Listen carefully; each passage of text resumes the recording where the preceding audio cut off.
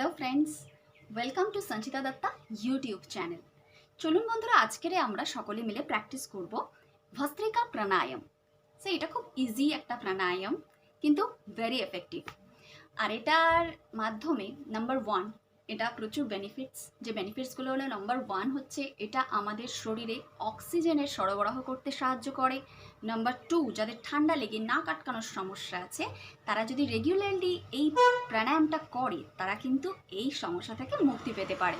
Number three, metabolism রেটকে বাড়ায়, যার ফলে ফ্যাট যাদের আছে তাদের জন্য এই প্রাণায়ামটা ভেরি গুড। আর নাম্বার ফোর, ব্লাড সার্কুলেশন বাড়ায়, যার ফলে ফেসে গ্লো আসতে এটা সাহায্য করে।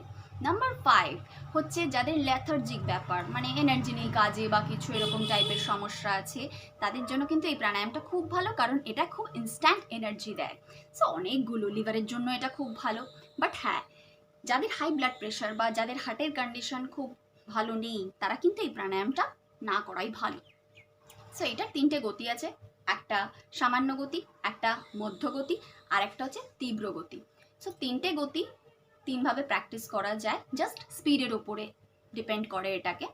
এবার ফলে এটা কি হয়, স্পিড যেরমই হোক, বেনিফিটস আর সেম। সো যারা একদম স্টার্ট করছেন তারা কিন্তু স্লো প্রসেসে স্টার্ট করাই ভালো, লেভেলটাকে ধীরে ধীরে বাড়ানো উচিত। আচ্ছা, এটার হচ্ছে যে প্রসিডিওরটা, আমরা হাতটা এরম খোলা রাখবো, মানে এখানে আমাদের ঠিক দুপাশে, শরীরের দুপাশে ঠিক এরম মুঠা, আর ওপরে যখন হাতটা উঠবে, হাতটা ধীরে ধীরে খুলবে। এই হাতটা এইভাবে খুলবে এই ওপরে, আর যখন ধীরে ধীরে নামবো, ধীরে ধীরে যখন হাতটা নামাবো, এই পাশে এসে আবার মুঠা, ওপেন মুঠা, ওপেন মুঠা। ওকে, আর যখন ওপেন হবে হাতটা, যখন আমরা স্ট্রেট ওপরে খুলবো, তখন কিন্তু কি হবে, আমাদের ব্রেথ ইন, ব্রেথ আউট, তখন আমাদের হাতটা নিয়ে হাত বডির দুপাশে, মানে আমাদের শরীরের দুপাশে রাখতে হবে। ঠিক আছে, কাঁধের দুপাশে রাখলাম, ওকে, বা এখানেও রাখতে পারেন। 1 2, breathe in, breathe out, breathe in, breathe out. একটা হালকা স্মাইল থাকবে মুখে। আচ্ছা, এইভাবে আমরা তিনটে গতিতে প্র্যাকটিস করব।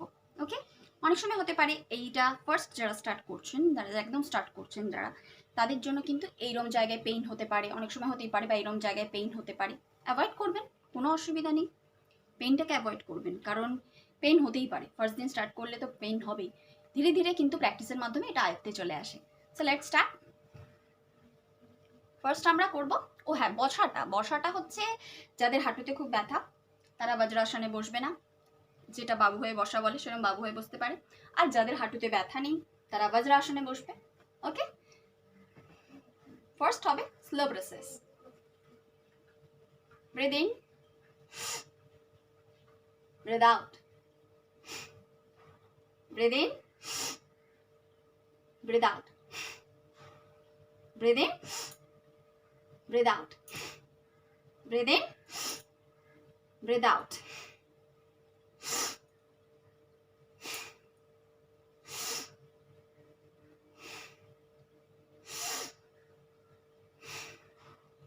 স্লো প্রসেস, এর থেকে একটু ফাস্ট।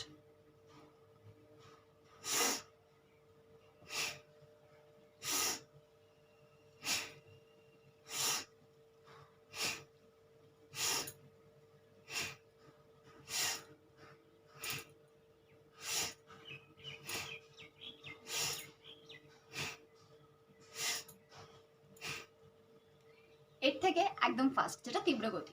ওকে,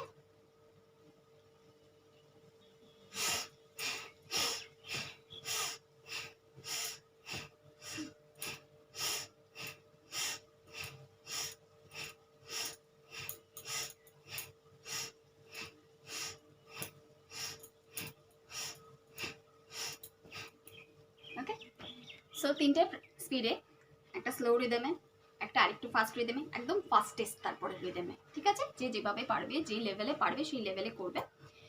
আচ্ছা, এবার হচ্ছে অনেকের এরকম ভস্ত্রিকা প্রাণায়াম করার সময় হতেই পারে, মানে এবার একটু শরীরটা কেমন লাগছে, মানে একটু ব্যথা ব্যথা হচ্ছে, তো তারা করতেই পারে কি না, একটু শবাসনে রেস্ট নিয়ে নিতে পারে, তারপর আবার নেক্সট স্ট্রোকটা ওরা করতে পারে। ওকে, সো সাবাসান অবশ্যই হতে পারে এর মাঝে, ঠিক আছে। একটা স্ট্রোক নেওয়ার পরে মানে স্লো লেভেলে যখন আপনারা করলেন এই আসনটা, তারপরে কিন্তু একবার রেস্ট নিয়ে, সাবাসানে রেস্ট নিয়ে তারপরে স্ট্রোকটা আবার স্টার্ট, মানে তারপরে লেভেলটায় আবার আপনারা যেতে পারেন।